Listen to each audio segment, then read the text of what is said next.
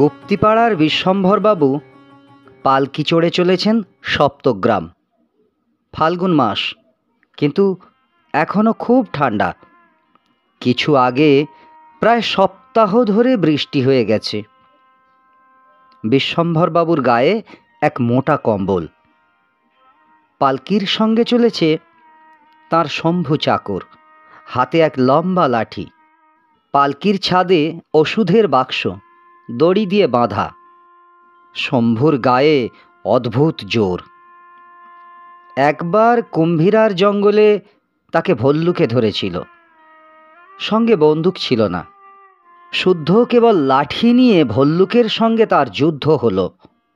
শম্ভুর হাতের লাঠি খেয়ে ভল্লুকের মেরুদণ্ড গেল ভেঙে, তার আর উত্থান শক্তি রইল না।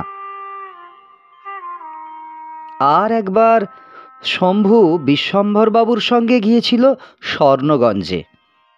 সেখানে পদ্মা নদীর চরে রান্না চড়াতে হবে। তখন গ্রীষ্মকালের মধ্যাহ্ন। পদ্মার ধারে ছোট ছোট ঝাউ গাছের জঙ্গল। উনান ধরানো চাই। দা দিয়ে শম্ভু ঝাউডাল কেটে আঁটি বাঁধল। অসহ্য রৌদ্র, বড় তৃষ্ণা পেয়েছে। নদীতে শম্ভু জল খেতে গেল। এমন সময় দেখলে একটা বাছুরকে ধরেছে কুমিরে। শম্ভু এক লম্ফে জলে পড়ে কুমিরের পিঠে চড়ে বসল। দা দিয়ে তার গলায় পোঁচ দিতে লাগলো। জল লাল হয়ে উঠল রক্তে। কুমির যন্ত্রণায় বাছুরকে দিল ছেড়ে। শম্ভু সাঁতার দিয়ে ডাঙায় উঠে এলো। বিশ্বম্ভরবাবু ডাক্তার, রোগী দেখতে চলেছেন বহু দূরে। সেখানে স্টিমার ঘাটের স্টেশন মাস্টার মধু বিশ্বাস। তাঁর ছোট ছেলের অম্লশূল, বড় কষ্ট পাচ্ছে।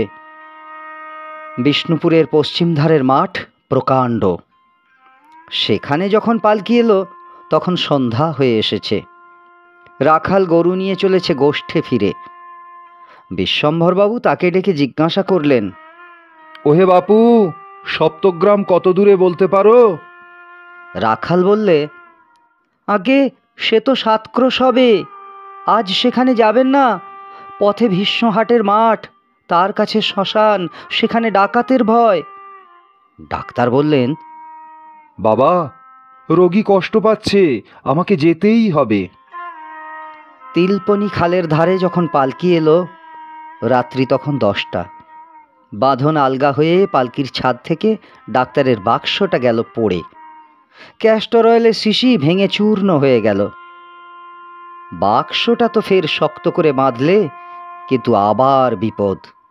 খাল পেরিয়ে আন্দাজ 2 ক্রোশ পথ গেছে, এমন সময় মড়মড় করে ডান্ডা গেল ভেঙে।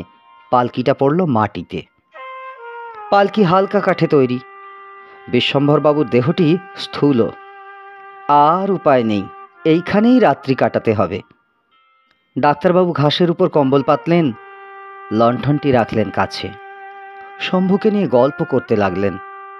এমন সময় বেহারাদের সর্দার বুদ্ধু এসে বললে, ওই যে কারা আসছে, ওরা ডাকাত, সন্দেহ নেই।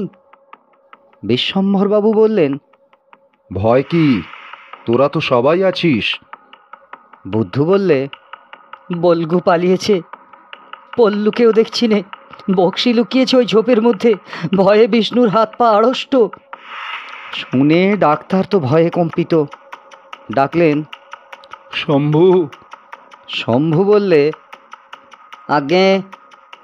ডাক্তার বললেন, এখন উপায় কি? শম্ভু বললে, ভয় নেই, আমি আছি। ডাক্তার বললেন, ওরা যে 5 জন। শম্ভু বললে, আমি যে শম্ভু। এই বলে উঠে দাঁড়িয়ে এক লম্ফ দিলে। গর্জন করে বললে, খবরদার। ডাকাতেরা অট্টহাস্য করে এগিয়ে আসতে লাগলো।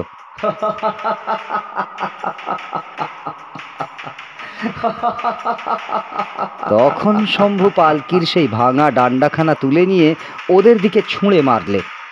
তারই এক ঘায়ে 3 জন একসঙ্গে পড়ে গেল।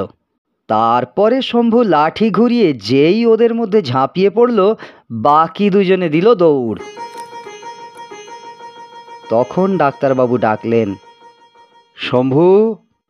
শম্ভু বললে, আগে আগে। বিশ্বম্ভরবাবু বললেন, এইবার বাক্সটা বের করো। শম্ভু বললে, কেন কেন বাক্স নিয়ে কি হবে? ডাক্তার বললেন, ওই 3টে লোকের ডাক্তারি করা চাই, ব্যান্ডেজ বাঁধতে হবে। রাত্রি তখন অল্পই বাকি। বিশ্বম্ভরবাবু আর শম্ভু দুজনে মিলে 3জনের শুশ্রূষা করলেন। সকাল হয়েছে, ছিন্ন মেঘের মধ্য দিয়ে সূর্যের রশ্মি ফেটে পড়ছে। একে একে সব বেহারা ফিরে আসে। বল্গু এলো, পল্লু এলো, বক্সির হাত ধরে এলো বিষ্ণু। তখনও তার হৃৎপিণ্ড কম্পমান।